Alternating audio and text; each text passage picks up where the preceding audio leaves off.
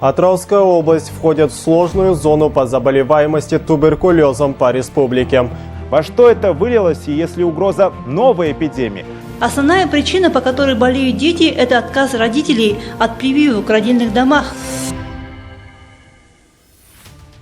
Өткендегі снимкасы бар ма? Өткендегісі бар. Сонымен салыстырып қарағанда не болып тұр мына жері? Туберкулездің қандай емі бар екен, сол бойынша көптеген біздер ақпарат бере аламыз.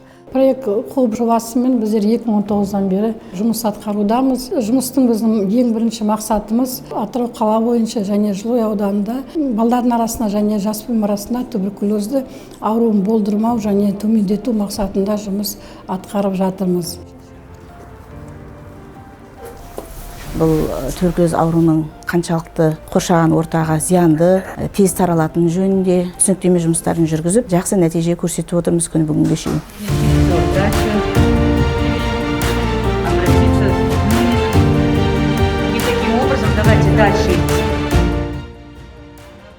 Благодаря тому, что большинство нашей целевой аудитории, обучаемых нами учителей и медиков, вакцинированы, а нам удалось перейти к офлайн обучению. Атырау қаласында бір апталық семинар тренингтен өттік. Алматыдан келген мамандар біздерге қалай халықтың арасында жұмыс жасау керек, үгіт-насихат жұмыстарын жүргізу керек жөнінде тренинг сабақтарын жүргізді және практикалық сабақтарын жүргізіп, солардан дәріс алдық. Алдағы уақытта да осы проекті Хоуппен жұмыс жасап, халықтың арасында кеңінен үгіт-насихат, санитарлық ағарту жұмыстарын жүргіземіз деп ойлаймыз.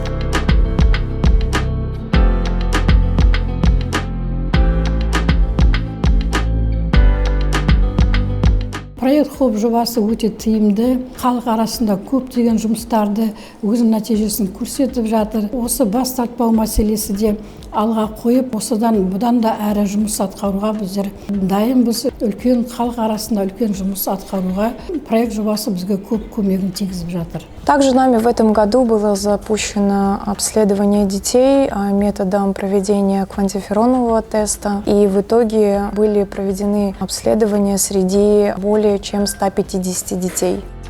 Болдырмау үшін, балдардың арасында, жасөспірім арасында туберкулез болдырмау үшін вакцина саламыз бізде.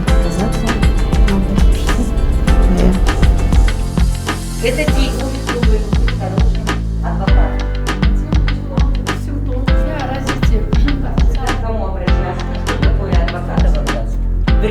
Мы искренне верим, что наш проект подарит надежду каждому ребенку.